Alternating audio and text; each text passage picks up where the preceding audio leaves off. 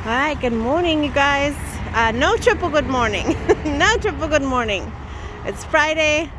My trailer is empty still. Ruben and I dropped off all of our pieces to Oregon and Washington yesterday, and I just kept striking out.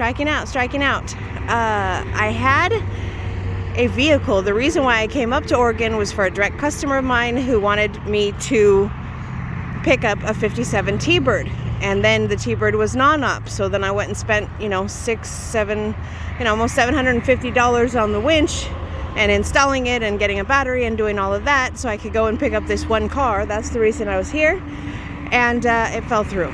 The family of the person who owned it wanted to change their mind. They wanted to keep it, so yesterday I was supposed to pick it up, and yesterday is when it got canceled on me. So that was a little bit unfortunate and a little bit short notice. And I tried several times to recover this, and it didn't work out. So Ruben and I are leaving the hotel this morning, Friday morning. We are gonna go pick up our van. We staged it, and we're gonna go load it, and maybe I can find a car out of Northern California. I'm not sure. We'll see how it goes. No paperwork, no business card, no nothing. I don't have to give you a business card. That's just a little odd. I don't have to give you a business Listen, card. I work for a bank. That's fine. In the middle of the fucking night. Yeah, we're stealing it, right. We started it with keys, and we loaded it Right, on well, good loudly. job. And you think we're stealing it? You must be out of your mind. You have a business card. I don't have to give you a business card, and I can load wherever I want. This is America, even though it's Oregon. Works for a bank, thinks I'm stealing a car. Freaking retard. That's what we get for loading a vehicle at 5:30 in the morning. So you know me, guys, I have to record him. He's recording me, I have to record you back. Bye, thank you. So I'll give you guys a little bit of a backstory really quick. This happened last week.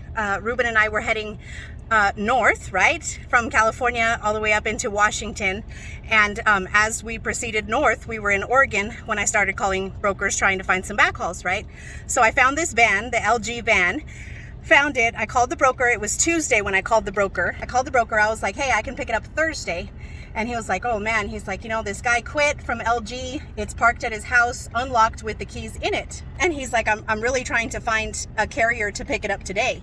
And I said, listen, I haven't passed north, past this guy's house yet, past this guy's city. I was like, I haven't passed it up yet. I said, my trailer's full, but if you can throw in an extra $100, it was posted for $1,000. I was like, if you can throw in an extra $100, I'm a couple hours away. I will go to his house, secure the van, and lock it up, send you some pictures, and grab the keys. And once I get empty on my way south, I'll pick it back up. He's like, oh yeah, that would be great. $1,100. Okay, no problem. So that's what I did, right? That he sent me a revised rate con. I went and picked up the keys, snapped pictures, secured the van on Tuesday afternoon, and then on Friday morning, Ruben and I left the hotel about 4:30 in the morning. It was about another hour drive south to the van, in front of this guy's house, right? I think it was Salem, Oregon, you guys. And so, we pull up, right? We pull up. It was trash day, so there's, trash dumpster containers, whatever, parked on the street. So we did our best to park. It was a small residential street, and we park, and it's still dark, at 5:30 in the morning. We park, and somebody yells out, hey, what are you guys doing down there? And I said, hey, we're picking up a vehicle. And Ruben and I proceeded with, grabbing the vehicle, loading it up, lining up the ramps, getting it on the trailer. Now, I guess this guy, this nosy neighbor, the neighbor of the guy who quit LG, it wasn't good enough for him. It took us a good probably 25 minutes to load, because we were in the dark, and so it, obviously it's going to take a little bit longer. So it took us a good 25 minutes, and then this guy comes out just as we had finished strapping the van down and putting the ramps away. And he starts coming out of his house, and I said, I'm sorry, we're almost done, you know, and I'm walking to my passenger side door. Ruben was driving, and this guy's like, well, I work for a bank, and, you know, I need paperwork, and you need to show me paperwork, and I want to see a business card. And I was like, no, I'm not going to give you a business card. Had he announced that he was going to call the police, I would have gladly waited there. But since he did not, he was snapping pictures of my, you know, my stickers on my door and my license plate, and we had a few little words. And Ruben, he's so sweet, he was like, Auntie, do you want me to just give this guy a business card? And I was like, no, we don't have to prove anything to this guy. Let's go, let's get out of here. So we backed out of his street, because it was a tight street, and there was all the other streets that were off of their street were dead-end streets. So we backed up, and we kind of did like a 3-point and headed out. Just before we got on the 5 freeway, we got pulled over. I did not do any recording of it. I'm sorry, you guys. A military vet, a young man, he was actually stationed in 29 Palms. So we got to talking, and I explained to him, I said, look, I would rather show you all of my credentials. We can do a walk around, we can do, you know, we can call the broker, we can do whatever you want, we can do a full inspection. I was like, but I have been in sticky situations with private parties on small roads in small towns before, and I was not going to stick around that guy's, you know, front yard and try and prove myself to him when I don't need to. I don't know what's, you know, where that guy's head is. I don't know if he's been drinking all night. I don't know if he's, you know, got a gun under his shirt. I have no idea. I don't know if I look exactly like his ex-wife, so he hates me already, right? I mean, who knows? So I explained to the officer, I was like, I'm sorry, it probably was a little bit early. It was about 5:30, you know, when we got there. I explained to him what I was doing, but then he wanted to see paperwork and a business card, and I said, I don't need to show him anything. I would rather show it to you. It's safer for me to deal with you guys, the police officers, who, you know, that's what you're here for, is to, you know, make sure everybody's on the up and up and keep everybody safe. So he totally understood. We got to chatting, you know. Ruben, it was the first time Ruben had ever been pulled over.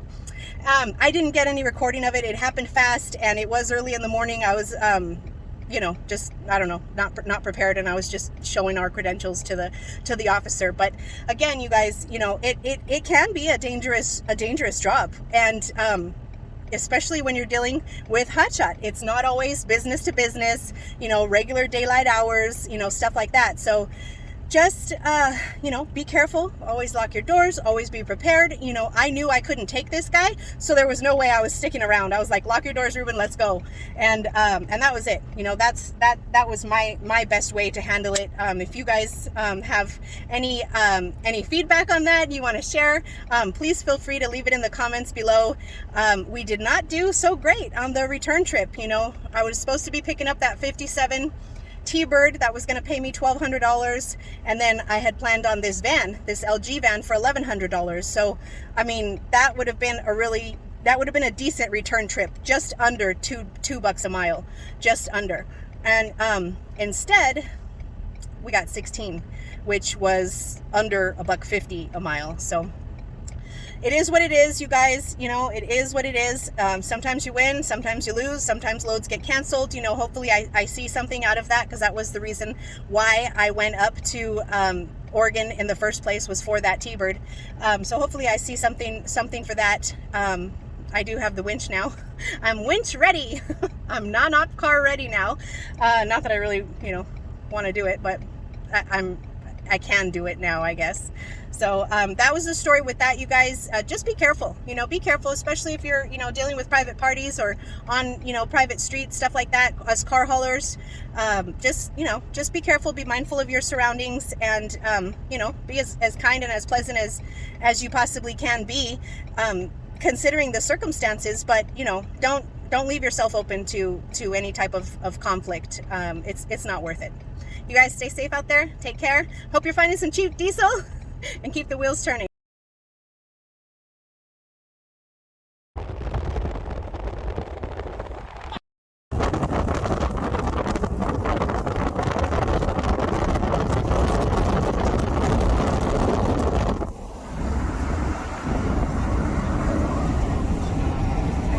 I put it on single take on accident. I got a little bit of them, not great, but right, guys, picking up the Nissan Frontier, our last little pickup of the day. We had to come to Sacramento to pick up this little truck.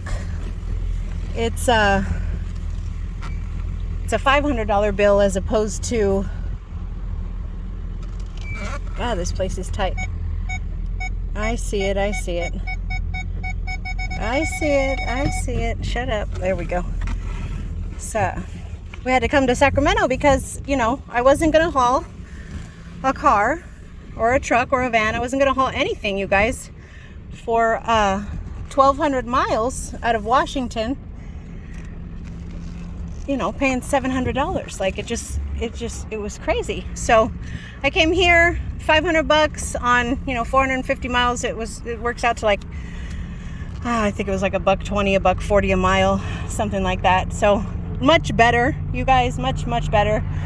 There's the Ken van. There's Ruben. All right, so really busy street. I'm gonna go quickly. I'm gonna move quickly to load this up.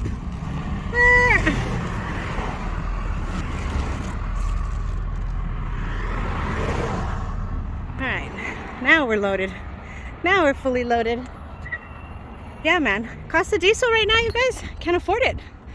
Can't afford it. Drove through the mountains half loaded, just fine, no problem. I talked to so many brokers. One broker was like, please, can you just do it for $600? I was like, you're out of your mind. You know, some vehicle from Oregon, I think. And he was like, please, can you just do it for $600? I was like, please, can you pay my fuel bill? Please? Can you please? I told him. Ruben chuckled at me. Because it's like, hey, you know, no, please, I can't, you know.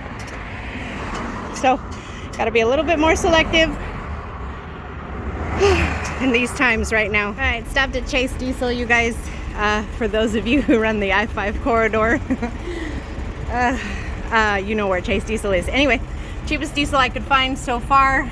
Okay, I put $300 cash.